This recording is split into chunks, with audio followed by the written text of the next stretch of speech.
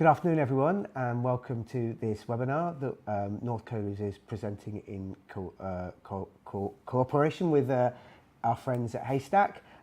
We are here to discuss the very important topic of nurturing early tech talent, and we've got a couple of presentations, one from Mike Davis, the Chief Operating Officer of Haystack, and one from myself. My name is Amal Batra. I am the COO at North Coders.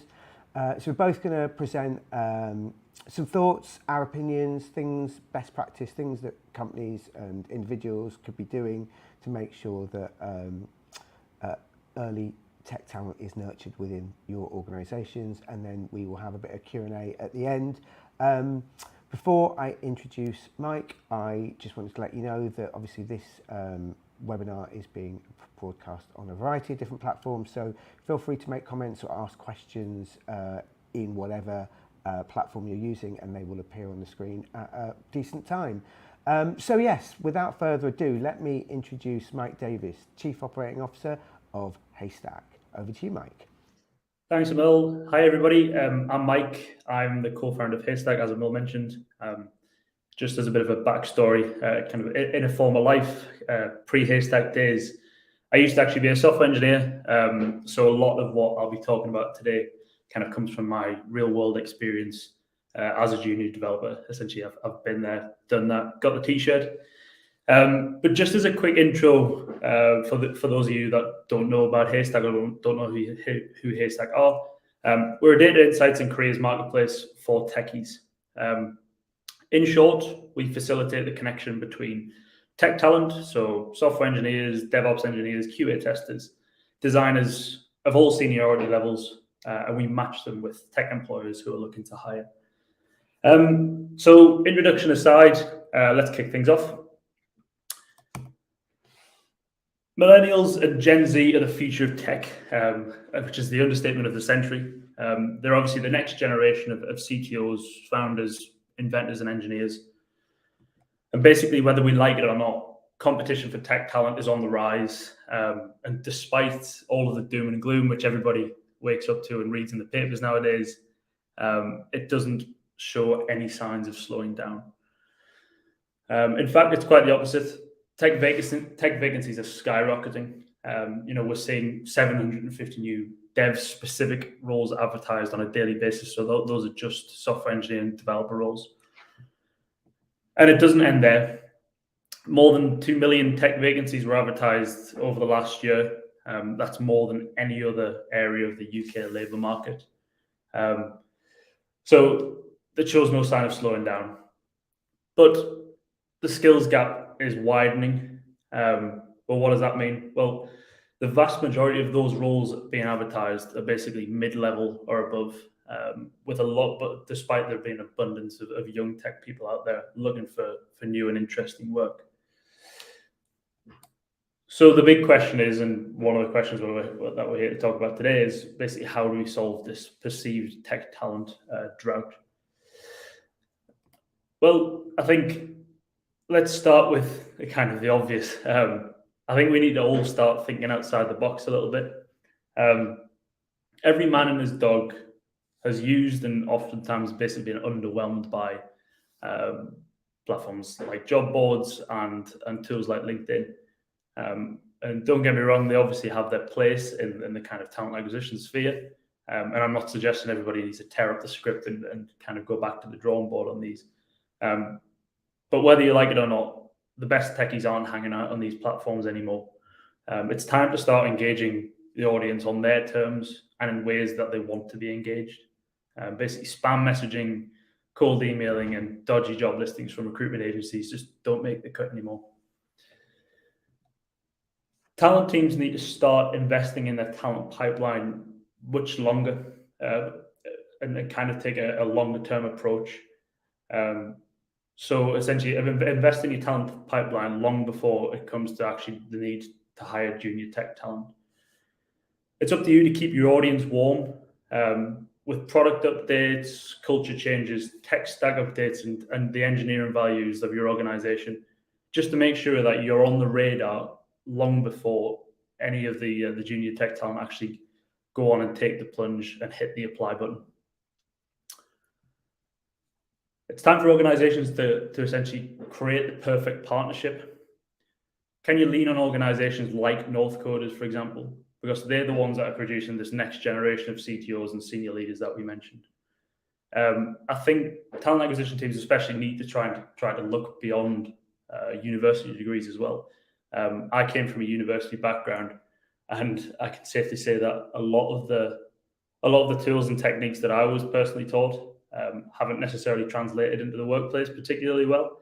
And I think from my own personal experience, building products, creating things almost in your bedroom, just out of a passion as a hobby, craft essentially the skills and techniques that you use and apply in a real world scenario. So I think one thing I would say is to encourage talent acquisition teams, particularly, to look beyond the university degree, because there you'll find this untapped source of techies that have been building tangible real world products in their spare time, and those are absolute gold dust in kind of the new world. I think ultimately what I'm trying to say is we need to start making entry level. And what do I mean by that? Well, that means people need to start removing the kind of 3+ years experience required for a junior level position. Everybody's essentially fighting for that same small pool of senior developers. But I think if organizations started to take notice of the junior tech talent that's out there, you'll ultimately be rewarded in the long run. And essentially times are changing. So the way we search for roles and the way particularly junior people search for roles is evolving. The best junior techies, they're looking for more than just a recognizable name. Essentially, they have the freedom to self-select. And I've seen this firsthand on Haystack. The candidate buying cycle, specifically in the tech market anyway, is becoming longer and longer, especially at that more junior level. The best junior candidates are spending more time researching the tech market, browsing companies, and checking out sectors that interest them. So that means that as an employer, if you want to attract quality over quantity, which I think is what we all do, you need to start thinking about how you can put your best foot forward. So what does that mean? Well, first off, start with creating an engaging employer brand. So what does that mean? Well, shout about the culture, your tech stack, your engineering values, and your product. Essentially, let these do the talking for you. We work with companies from kind of startup stage, so from the likes of Good Law and Nathan Bank, all the way up to enterprise level, like Raytheon and American Express. And these all leverage Haystack to build a tech-focused employer brand. So how can you create an employer perception that actually rings true to the tech community? And it's really challenging, but I think if you've got a compelling product and the interesting things that you're doing behind the scenes, it's up to you as an employer to shout about those and showcase those and let those do the talking for you ultimately. Next up, be transparent. So in my opinion, transparency ensures that you kind of filter out the noise. And obviously it's easier said than done, but things like putting salaries on job ads, shouting about your employee benefits, being open about your remote working policies, and being clear and concise on these points essentially help whittle out those that weren't the right fit from the get-go. And finally, go to where they hang out. So what do I mean by that? Basically, if you're wondering why non-techies are applying to your junior tech roles, it's probably because you're using a non-tech focused platform and advertising to a generic audience rather than the tech community. So start thinking about using platforms where techies are actually hanging out and using on a day-to-day basis. So let's say you've ticked all the boxes and you've hired a young person. Well, it doesn't stop there, basically. It's time to start thinking about the future. As I mentioned previously, the young people you hire today are the CTOs of tomorrow. But to help them get there, you have to have the infrastructure in place to mentor them. Make sure that you have the capacity in your dev team to move them along that career ladder. or if you don't, use services like the North Coda's developer incubator to get them up to speed. But again, the challenges we all face when searching for that kind of elusive developer that's often hard to come by, in my opinion, part of a wider issue in the tech talent market. And ultimately, what I'm trying to say is basically tech recruitment is kind of stuck in the dark ages a little bit. So because tech recruitment is stuck in the dark ages, we see techies turn their backs on kind of the existing solutions and the old way of doing things. And you've kind of got this cycle of the self-perpetuating cycle, which is just adding to the issue. So as I mentioned at the start of the presentation, this massively high demand for tech talent has ultimately meant that organizations and hiring managers have had this super heavy reliance on traditional services, which in turn has created kind of shady practices and poor existing solutions for the tech talent market and the tech candidate, which ultimately has led to kind of techie disillusionment. And as I've said, a lot of them are moving away from platforms like LinkedIn and job boards. I speak to a lot of my ex-colleagues who are software engineers. Most of them are fed up with the kind of spam messaging that they receive on these kind of platforms and are just turning their backs now. So ultimately, hiring managers are struggling to find ways to engage tech talent, which again is also the understatement of the century. This is one of the reasons that we decided to build Haystack, and where we come into the fray. So we encourage exploration and discovery. We use data-driven insights to give techies the tools they need to make an informed decision on your company, and we're completely scrapping middlemen. So we remove recruiters completely from the equation and allow hiring managers to reach out directly to candidates that match their preferences. And when I say candidates, that's anyone from junior level all the way up to senior level developers. But essentially in the tech talent market, you've got this scenario where super talented techies are leaving organizations like North Coders or maybe university, or they're shifting jobs and they're looking for these super interesting opportunities, but they don't necessarily have the means to kind of effectively find them. And hiring managers are looking for ways to engage those techies, but don't have the tools to do so, which has essentially meant that the two are kind of passing each other by. And ultimately, this is why we built Haystack. So we now live in a world basically where techies hold all the cards, whether we like it or not. And as I've said, they're now fed up with the way they're approached. The candidate decision-making cycle, in my opinion, and in our opinion at Haystack, now resembles what we used to call kind of the consumer buying process. So in the first phase of this, you've got that discovery element. Candidates want to be able to discover new opportunities that actually matter to them, and that are super engaging. And I think this is extremely apparent at the junior level as well. If I cast my mind back to when I was looking for that initial role, I had a super clear picture of what I wanted. It was a HR tech specifically, kind of pre-Series A. And we're seeing it in the tech talent market. A lot of people are now using these really refined filters to find that ideal, perfect role. And it's up to you as an employer to make sure that these candidates can discover you, and that you're hitting these key points. So again, shout about tech stack, talk about your culture. If you're working on an interesting product or if there's new developments coming, shout about it. Make use of the sector that you're in, particularly things like fintech, AI. These are really hotshot sectors that a lot of people want to work in, so make sure you shout about those. Salary transparency is obviously a massive thing, and everybody's now moving to remote working as well.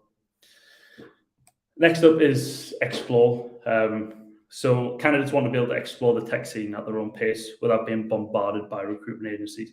So it's not a case of, as we mentioned, quantity over quality. Spam messaging just doesn't make the cut anymore. You can't just bombard everybody with spam messages on LinkedIn and cold emails. People, to find the best, most high intent candidates, they have to be able to discover you, explore your organization and ultimately make that next move. So the next stage is evaluating. So they want to be able to evaluate opportunities on offer and ensure they match the desired culture, values, tech stack, and work preferences. And I think this is the stage where you can kind of start filtering out the noise from a talent acquisition perspective. So if you're willing to be transparent about these kind of things, often candidates will self-select, and the more information that you can give away, the more that the candidates will decide that whether or not the role is right for them or not. And then you've got the be all and end all, which is the apply stage. And again, the way that the world's moving now, and especially how tricky techies are hard to come by. Nobody wants to be going on platforms and filling out endless forms. So we need to make this cycle as smooth as possible. And then the final kind of concluding stage is that joining refer stage. And ultimately, if you can create a smooth onboarding process where people feel like they're immediately part of the team and they're up to speed quickly, this is how you kind of close the loop on this buying cycle and how you create a self-sustaining talent acquisition engine. So just off the back of that, in the new world, there'll be winners and losers essentially. So winners are folks that are easy to discover. They broadcast the cool stuff they're working on. They embrace modern sourcing solutions, build relationships, and ultimately have the candidate experience at heart. And the losers are those that hide in the shadows, expect candidates to seek them out, employ kind of clunky, time-consuming processes. Ultimately, as I've mentioned, tech talent are the ones that hold the cards. You need to kind of play into their ballpark now. Basically, it's trickier than ever to attract tech talent. And at Haystack, we tend to sort of break it down into 3 simple steps to get people thinking about how they can start engaging techies. So the first one is short term, and that's your sourcing approach. So at Haystack, we allow hiring managers to directly message tech candidates that have explicitly said that they want to hear from you. So again, no more spam messaging on LinkedIn, no more hitting people with messages when unsolicited messages when they're quite happy in their current role. In the medium term, you've got advertising. So we've created an advertising suite that matches your roles to candidates based on interests, seniority, value, and tech stack, meaning that you can kind of get in front of the tech community where they actually hang out and in a non-intrusive way. And then finally, sort of underpinning all of this is your employer brand, which I've spoken about before. So we give employers the opportunity to craft a tech-focused employer brand. So that's across the board from junior level to senior level. And that allows you to shout about why your organizations are a really great place to work as a techie, ultimately putting you kind of front and center in the tech community. And then again, this means that once candidates do decide to engage with your organization, they have a full understanding of the workplace and have the ability to self-select. And that's all from me. I'd now like to hand it over to Amul, who'll talk a little bit about North Coders and how they're helping the space. But just to kind of round things off, if anybody would like to get in touch with me, you can find me at mike@haystack.io. I'm on LinkedIn, and our website's haystack.io. Thank you very much. Thanks, Mike. That's brilliant, and it's good to get both your insights on a lot of the challenges that businesses face, and also the forward thinking platform you've put together to kind of really ease a lot of the problems that companies have. So yeah, brilliant. Thanks, and I'm looking forward to getting into more of a discussion with you at the end of my presentation. So one of the joys of going second is you realise that some of the stuff that you were going to say has already been said. So there's some things that obviously I'd like to reiterate, and there's some things from what Mike was saying. There's some things that we just build on really. So let's get into my mini presentation. So yes, I'm all. This was a cartoon drawn me a few years ago. Too much grey. I certainly wasn't that grey 4 years ago when it was drawn. But anyway, this is me. I'm the Chief Operating Officer of North Coders. And just, there we go. There we go. Just tell you a little bit about North Coders. I'll start with our code and our background and some of the achievements.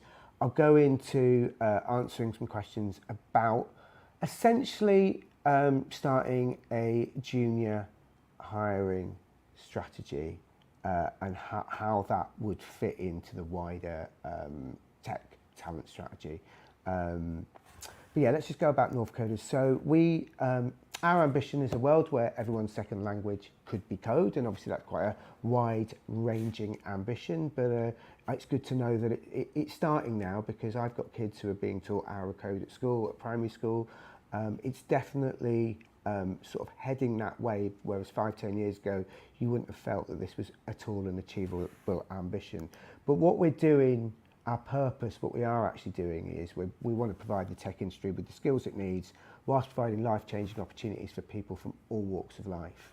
And kind of the way we do this, we want to create a thriving and diverse digital community that's built by people who love tech and believe we're stronger when everybody is included. And we always strive for excellence. And these are the kind of pillars that we are building our business on, and creating opportunities for people to get into tech and providing a pipeline of people to industry that has become so valuable. So our background, we started life as just a coding bootcamp in 2016 to offer more routes into software, and I say just a coding bootcamp, obviously there's lots of them now, but we were the first coding bootcamp to exist in the north of England, and you know, we're very proud of the north bit. It's in the title of our company, and we've been doing it for 6.5 years, and in that time we've trained over 1,500 people from all walks of life to become software developers in as little as 13 weeks. And you know, our alumni, over 90% of them go on to work for what is nearly actually 400 companies now, with some of those companies listed there. And you know, the way we do this, we've got this really unique learning environment that really helps people pick up new technologies quickly. So you know, our strapline is we don't really teach people to code, we teach people to teach themselves to code, and we do that in as little as 13 weeks, so that when these people land at companies, they then perform they're valuable very quickly, performing really useful tasks, and they can do it because they've been taught to teach themselves. They can pick up new technologies quickly, and that's why we've got a really short period where people are junior developers for about maybe a year, 18 months, 2 years max, senior developers within 3, and then people running tech teams, tech leads, heads of software, CTO even, in our short sort of 6.5 year life. And this is the nod to that unique learning environment and those teaching methodologies. And oh, we're going backwards rather than forwards. Here we go. And we've gone on to win many awards, including those below. So, just, I guess, oh, gone too far. What's gone on there? That last slide, which we've skipped over, was just a nod to kind of just how diverse sort of some of our graduates are. So 30% of the people that we have graduated, our average age is 30, so we don't just teach people at the, there we go, thank you very much. The average age of the people we teach are 30 years old. So for us, early does not mean young. So as much as a lot of what Mike was saying a moment ago that about certain Gen Z and all of that stuff, early tech talent to us means people coming into tech for the first time. So lots of career changes. We focus on trying to support people who aren't already in tech, and those trying to attract people from all walks of life. Currently, you know, we're at 30% women or gender minorities, 30% not degree educated. It's important that we bring those experiences from people who've not been to university, those real life experiences into tech. We're 18% LGBTQ plus in terms of our teaching, our student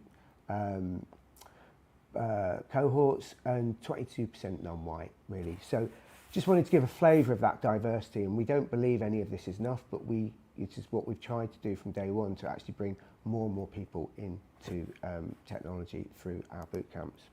Here's just some of the companies we've worked with. But yeah, let's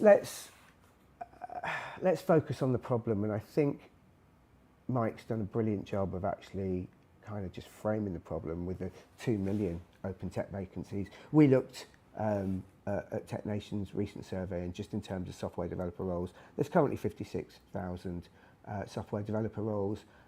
We know that number is probably a lot higher, but the idea is that this gap, as Mike's already said, is increasing, and this ability to fill these roles is getting harder and harder.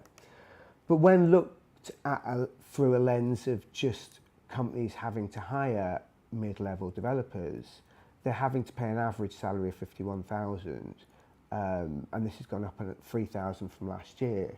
But actually, I don't think this number paints a full picture, because we speak to companies all the time, and they tell us when they lose a mid-level developer, in order to backfill that role, they actually need to go out and actually offer them 65, 70 to get them out of where they're at. And so the war on talent, if it only exists at mid and senior level, and you're only fighting for the people that have already got to mid and senior level, then you're never going to add to the pool, and you're never going to create your old problems, because every time you need to increase the team or replace people leaving the team, you're only fighting, you're only trying to displace people that are already in roles that you feel that exist at the level that you need, because they might need to create that value quickly.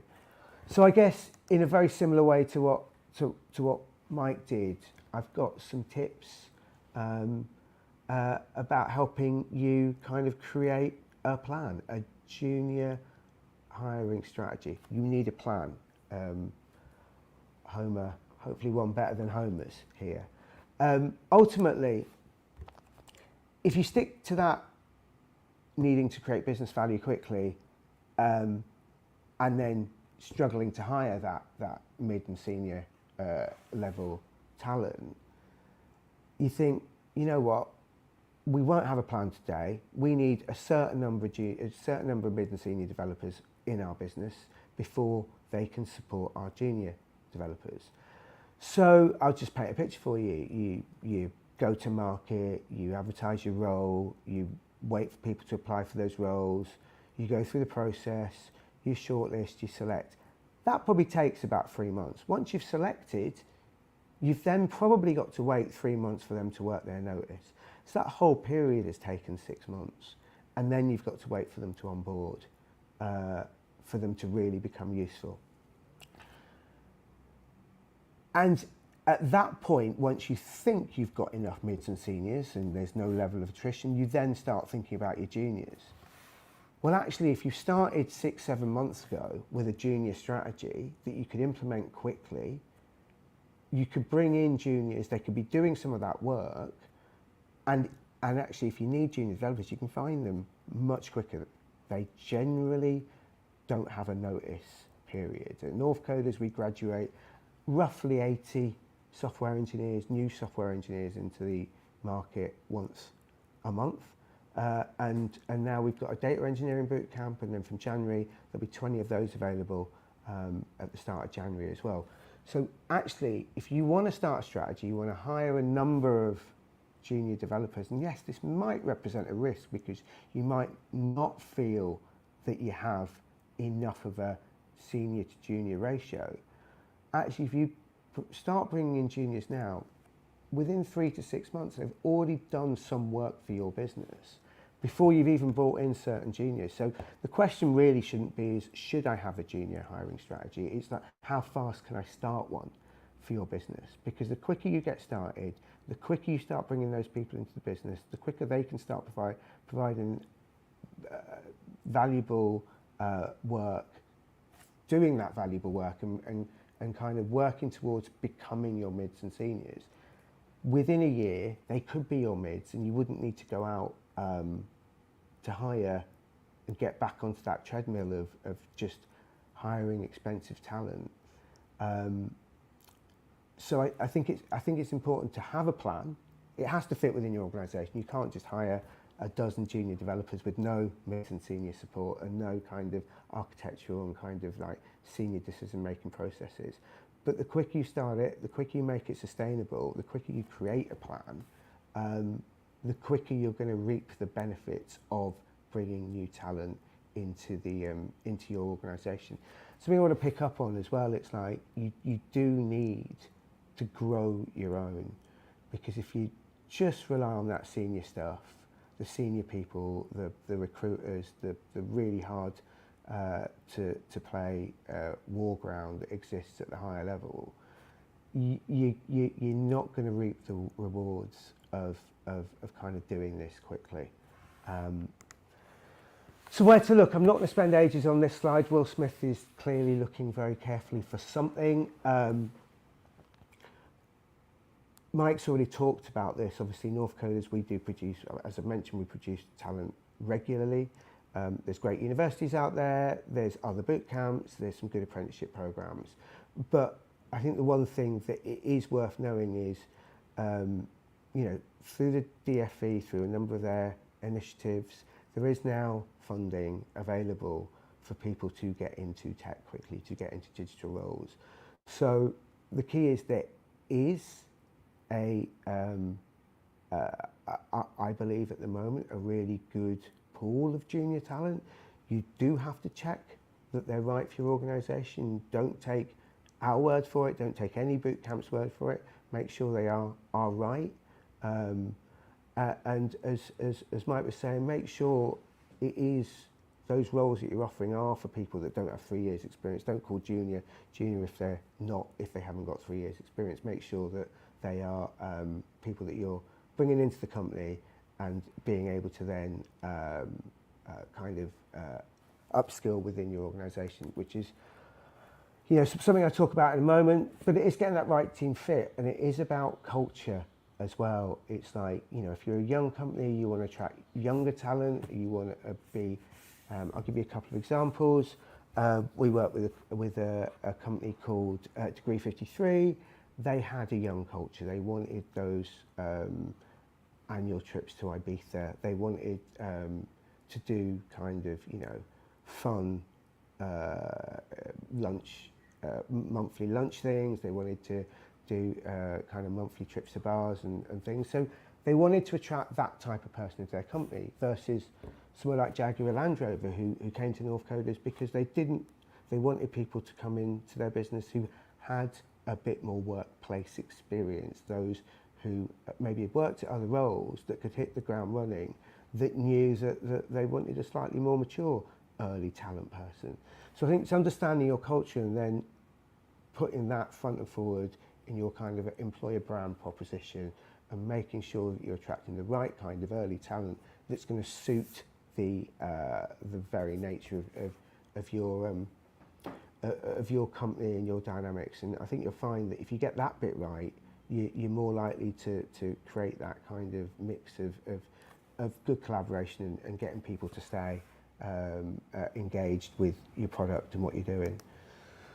So I think this is a really integral point. Our four-legged, 12-wheeled friend here is obviously moving at a pace unlike the trains that he was once advertising, but we won't go into the train politics at the moment.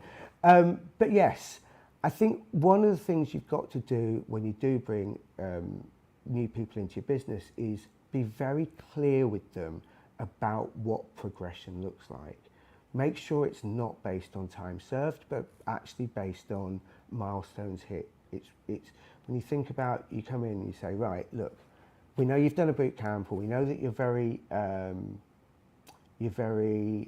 kind of focused on doing really well. But what we don't want to do is we don't want to hold you back, and we don't want to make it too hard for you to progress. So we'll come in, we'll look after you, we'll make sure that if you're hitting these milestones, you can progress to doing more complex jobs within your role, and we can look to ensure that you progress both from a responsibility perspective as well as a position perspective, as well as ultimately a salary perspective. But if you're honest with them on the way in, and that you then give them those regular check-ins to make sure that they are doing the work that obviously rewards, that shows they're progressing, then if you've made those promises and you're honest with them, and then you do progress them, they're likely to both want to kind of excel quicker, and ultimately the whole reason why any business wants to kind of work with junior talent is for that junior talent not to be a burden on that company, but actually for that junior talent to provide business value very quickly.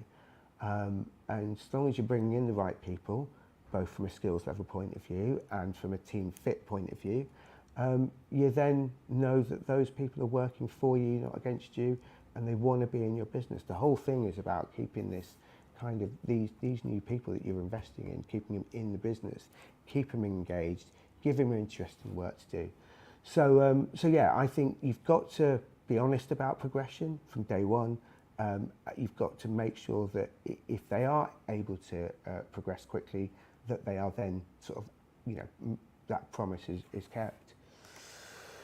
And you do have to help them thrive. I think it's really important. I'll be interested to get Mike's take on this sort of in the Q&A bit at the end. But, you know, everyone I know that's come into tech, or whatever route they've come in, or whatever level they're at, they've all talked in some way, shape, or form about imposter syndrome, and it exists within entry-level talent as much as it exists within any time you do a new role with anything.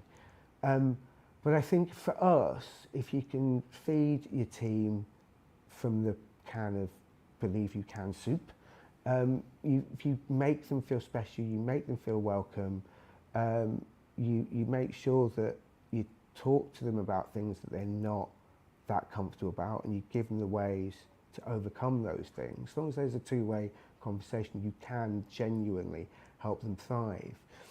And, you know, one of the things that I think is a bit of an unintended consequence for people who, when they start putting their junior talent strategies together, what they often don't realise is that if they haven't got one, they suddenly start bringing in people from alternative routes into tech, they actually start helping some of the people that have been at their company for a long time, who might have got a little bit comfortable in their roles. They actually kind of teach them. It's almost like a reverse mentoring thing.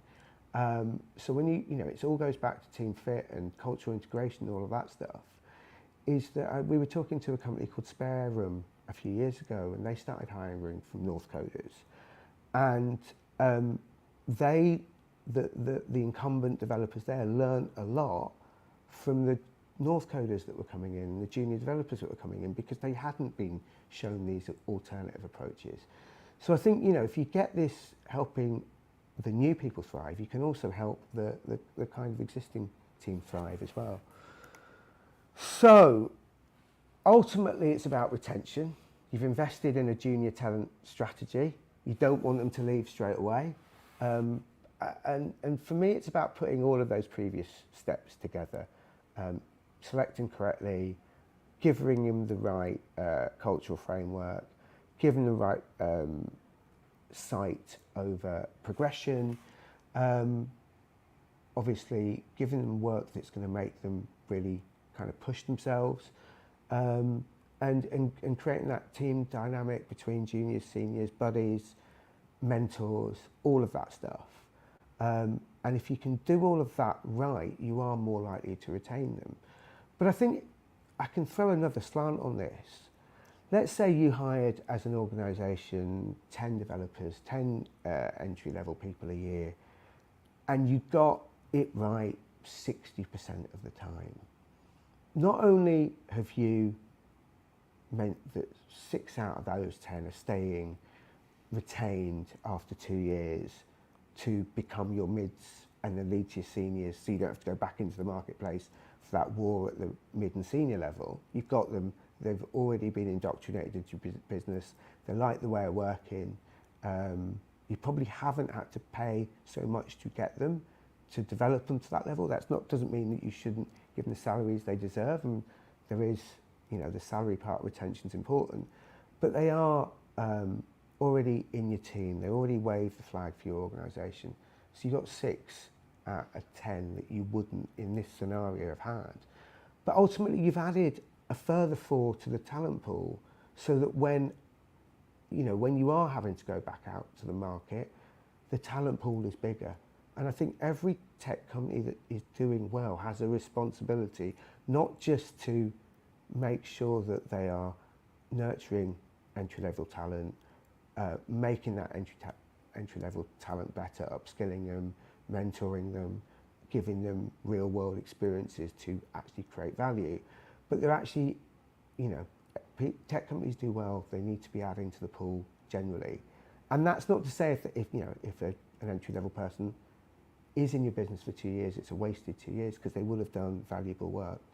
So it's always good to look at retention not as 100% net gain gain. It is looking at actually how, by us doing what we're doing, we're actually making it better for the large community. So, how can North Coders help? Hopefully all of that's been interesting to you and you're suddenly thinking about looking for junior talent. You can hire from our software engineering pool. We graduate, as I said, about 80 a month. At the raw hiring level for those software engineers, you can hire them through North Coders. There's no cost for that hire. We do introductions, we do hiring partner presentations, we have a job board. So yeah, you've got a pool of people to hire from. And then once you've hired them, we do offer further training, short courses, language conversion courses, DevOps and cloud courses, software methodologies courses. There's stuff that we've got that we can train them on.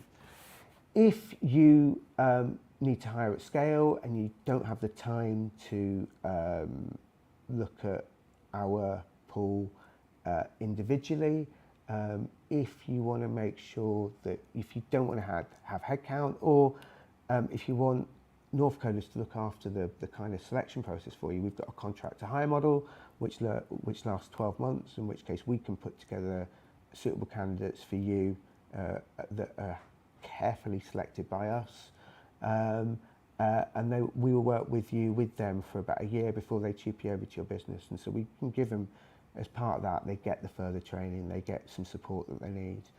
And then something that Mike mentioned, we've got something called Developer Incubator, which is whereby we can put together a team of 4 to 6 juniors for you, and we'll provide a senior mentor for that team, and we will work with your existing tech teams to both select, integrate from a technical point of view and a cultural point of view, them into your business, with the senior mentor looking after all of their mentorship.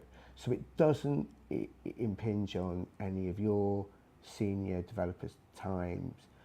All of our senior developers are mentors first, so they know how to bring a team of junior developers up, and they know how to make sure that that team is integrated correctly and writing beautiful code for your business from day one. Every pull request is looked at, every bit of advice about getting that well-written code into your production as good as possible. Upskilling takes place within the developer incubators.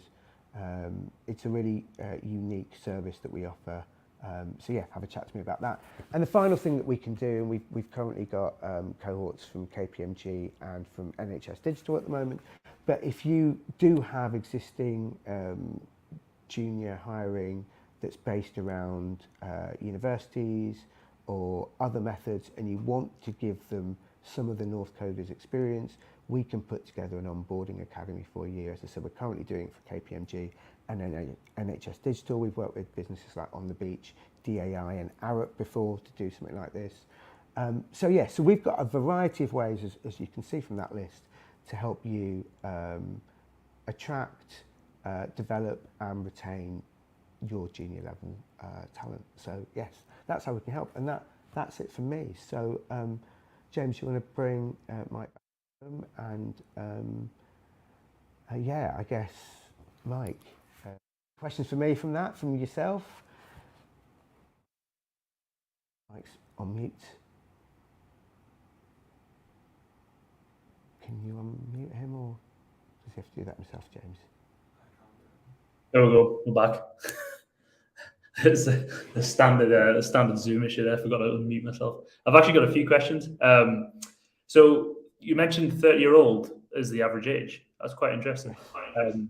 Are they career changes? What kind of background do those people come from? So with North Coders, we have found that about 90% of the people that come to do our boot camps are people who are career changers, people who didn't choose to do tech at university or through an apprenticeship or at school. They've gone off, got jobs, and I'll give you some insight into that, and they have kind of discovered tech, and prior to 6 years ago, the only way they could have got into tech is by going back to university for 3 or 4 years or doing an open university degree or that type of thing.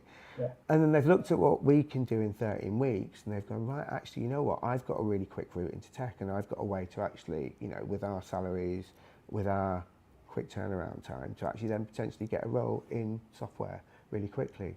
So we have taught between the ages, the youngest person we ever taught was 17 and the oldest I think is 56, might be wrong now.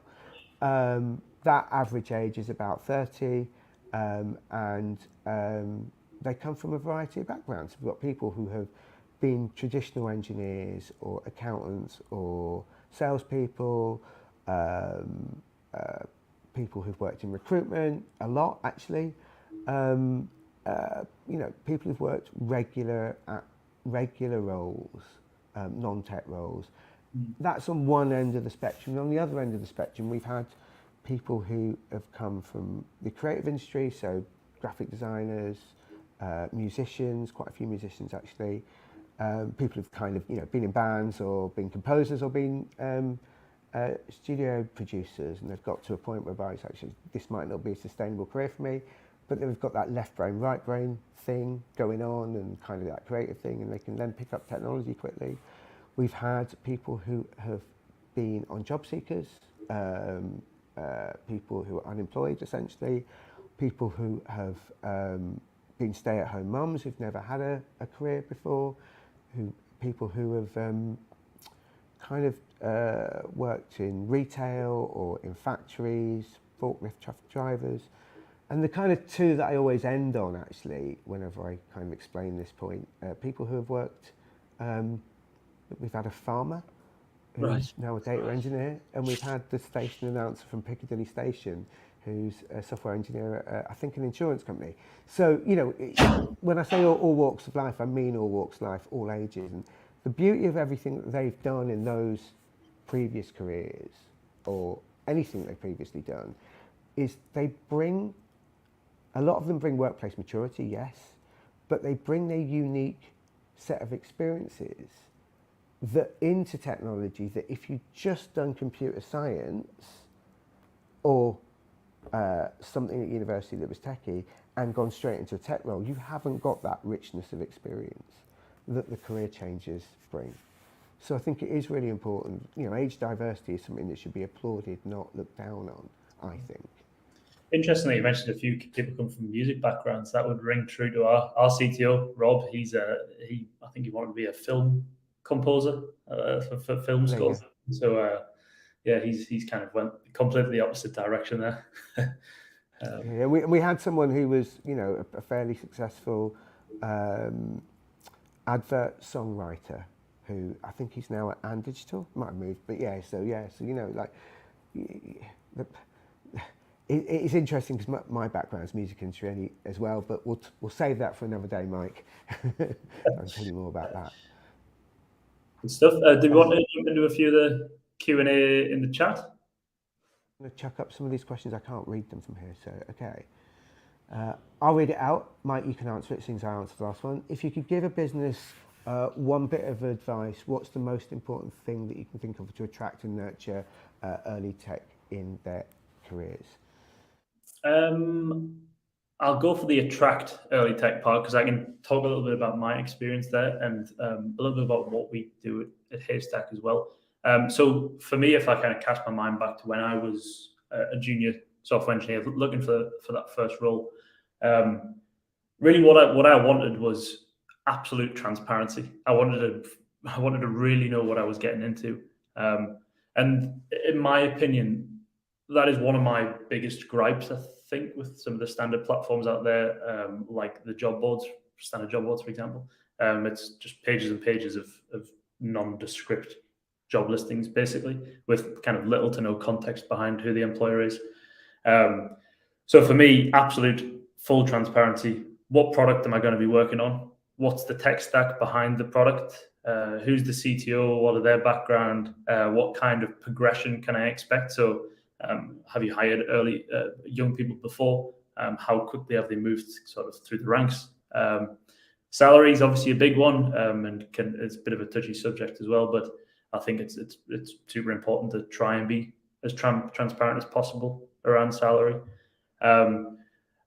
And really, yeah, like I say, I wanted to, when I was a young, I guess a young software engineer looking for that first role, like I say, I really wanted to know what I was getting into. So I think a bog standard job description written by a recruitment agent on behalf of their client just doesn't really make the cut anymore. And I think that just to kind of expand on that as well, I really like putting sort of faces to jobs as well. So if I know who the hiring manager is that I'm going to be speaking to, it kind of waives that anonymity element as well and gives a bit more of a personal touch. I think one of the biggest issues faced by junior people is the issue of ghosting. And I think if you know that there's actually a real tangible human being on the end who has put in the work to be super transparent and tell you all about the organization that you're potentially going to be part of, I think it just kind of creates that extra level of confidence in the application process as well. I don't know if you have anything to add on to that, Emil. Yeah, I mean, I'll pick up on the nurturing part actually. So I think, you know, one of the things I think I forgot to mention was how important it is to give that CPD opportunity once you land those early career people. So we found that actually it's not necessarily about salary at the beginning. You know, as long as they're getting something akin to what is an average 25, 27K at the moment, they're more interested in what CPD they can get. So in the North Coders case, they've learned to code in 13 weeks. They don't want to stop learning. They want the ability to put into practice what they've learned, absolutely. But if you can offer your people CPD, extra courses, we've got some you can do, obviously, Udemy, whatever, there's loads of online places, Coursera, all of that stuff. Great, if you can give them all of that stuff, you can send them back to North Coders to do a bit of further enhancement courses or AWS certifications or Azure or GCP, whatever platform you might use. All of those things are things that they're looking for, things that they can put into practice in their real world that then allow them to rapidly progress. It's interesting, you know, what you said totally echoes what I was saying in terms of progression. Give them a blueprint of what progression looks like. Give them the ability to help them hit those milestones. Everyone, and I'm sure you'll know this with your peers and your colleagues that you've worked with, everyone progresses at different speeds. Making sure that people know that it's not all about being the quickest.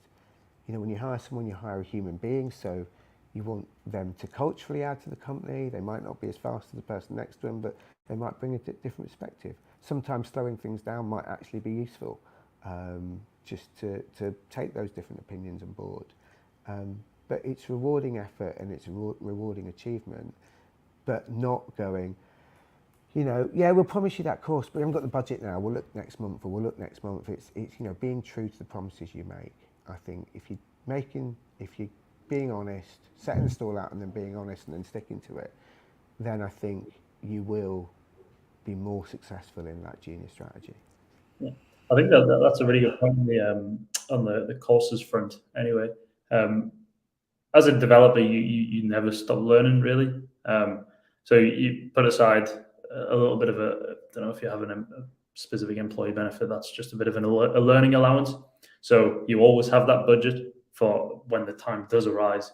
I don't know, you don't know a certain framework or you need to get back up to speed on something. That budget is there, and then they're free to just kind of dive into the course that they might need to. but it's just the nature of the role. You're kind of always learning, and I'm always a little bit wary when people describe themselves as just a JavaScript developer or just a Java developer. You might just be a JavaScript developer at that small kind of snapshot in time, but ultimately, as you progress through your career, you're probably going to have to sort of move with the times a little bit. And ultimately, a programming language is a means to an end. It's just a way of solving a problem. So I think again, it's absolutely massive if you can sort of divert a bit of budget towards a learning allowance. It's not only massive for junior developers, but it's also massive kind of across the board, and as you progress through the stages of your career as well. Cool. Any more questions, James? Okay, it's for me. Do you want to read it out, Mike? Yep, sure. So we are looking to start offering early career opportunities in 2023, but we're struggling with where to start. What are the first steps to actually getting the wheels in motion, in brackets, course content? So it just, I think the thing is, it's like, well, who are you going to bring in? Who are they going to work with in your team? What do you expect them to achieve and deliver? Having all of that mapped out so that when you do start bringing them in, you can be true to the progression stuff. If you're asking where to look, then we're happy to point in the direction of what Haystack are doing, because you'll have a kind of you'll have profiles from junior people. Obviously, we're happy to talk to you and introduce you to our developers. I'm not sure what you mean by course content. So if you're hiring juniors and you know that there's a certain amount of work that they can do, or there's a certain amount of support they might have within your team, then it really is kind of matching up that balance, getting that bit right in terms of juniors to senior. But yeah, it'd be good to have a conversation, Jodie, about your exact requirements, and so we can answer that question kind of a little bit more specifically. Do you have anything you want to add, Mike, to that question? No, all good for me. I think that's very much your sphere of of knowledge. Absolutely. I was going to ask you, Mike, about imposter syndrome and kind of how you dealt with it and how you might deal with it within your team of people that might feel that way. Yeah, I've definitely been there, to be honest. I think everybody has in the kind of first role. My first role was actually I was a mobile developer, actually at Newcastle University. So I kind of built their version of the Newcastle Uni student app. And I remember you kind of put up a bit of code for code review and just like sweating profusely as people are reading through the first lines of code that you've written. But I think it kind of goes back a little bit to what I was saying before about being a hobbyist as well, and just you really just have to throw yourself into the product. People can split hairs over writing super clean code and making sure everything's super optimized. That stuff comes later. I think you just need to you kind of get the wheels turning a little bit, start cranking through some bugs, familiarize yourself with the code base, get a feature out that you can actually put your name to, and then worry about writing clean code kind of later.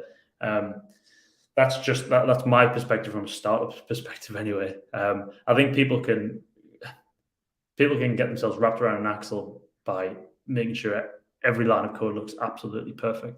But ultimately, if you can start delivering features, and then people are going to give you constructive criticism, that's just kind of the nature of the role. But for you to get that constructive criticism, you need to start throwing yourself in at the deep end a little bit, I think. And like I said, I think it really helps if you just do it in your spare time. So personally, I used to just the reason I got into coding in the first place was because I had ideas for products, and then I wanted to build them basically. So just doing that in my spare time gave me the confidence that I knew I could kind of crank out features and put something out in the real world. Might not necessarily be any good, but I could do it. So I think, again, it's one of those where you kind of have to get over it and really sort of throw yourself into the deep end. But I think as well, it also comes down to the organization that you kind of merging into. It's up to the team that you have around you, and again, this obviously isn't necessarily in the junior developers' control, but it's up to the team that you have around you to kind of make you feel comfortable enough to make those mistakes, because you're going to make them in the early days. And again, it's constructive criticism. It's not just criticism for the sake of it. It's making sure that you feel comfortable submitting that code review, and then occasionally when you get the comment that a certain bit isn't right, okay, log that. I'll do that the next time around. That's kind of, it's one of those where it does come with time as well. Yeah. I think I think absolutely echo what you're saying, but it's also from having that supportive environment. It's okay to get things wrong because you are at that level. It's okay to ask questions. It's okay to make sure that the pull requests are looked at. The code reviews are sent up. Pull requests are looked at. They're not merged without someone properly looking at it. And that's what we have found so often is when you go into an organisation and they haven't quite got the infrastructure to support juniors, they're not looking at the code reviews, or they're just not, people are writing the code and they're not getting merged because it's not being checked. You do have to make some commitments to the juniors coming in. And if you haven't got the ability to do that, then, see if you can free up some time from your seniors, or, for us, it's Developer Incubator as a solution to that problem. But it's not going to be right for everyone, but it is just it's okay. Just making sure that your juniors, especially at the very start of the journey, know that it's okay to not know everything. It's okay to Google whenever you need to, because I'm sure you still do it now, Mike. You can't remember every command or every library. It's like it's okay to rely on resource, and I think the biggest one is don't make it hard for your juniors to ask questions. It's often that kind of flat infrastructure. Yeah. So I think we're probably coming up to the end of our time together, Mike. It's been great getting to know you over the last few days and kind of working together with you on this and hearing more about Haystack. Mike's given you his contact details if you want to get in touch with Mike. You've got ours. I'm Amal Batcher on LinkedIn, probably the best way to get hold of me, or amal@northcoders.com. But yeah, do reach out if you have any further questions or want to chat further about either Northcoders or Haystack. And we look forward to bringing you more webinars in due course. Mike, any final thoughts, comments? Good stuff. No, thanks for hosting, Amal. It's been a pleasure and really good to actually get to know you as well, and find out a lot more about Northcoders. Fantastic. Right, see you later, everyone. Thank you very much. Nice. Cheers.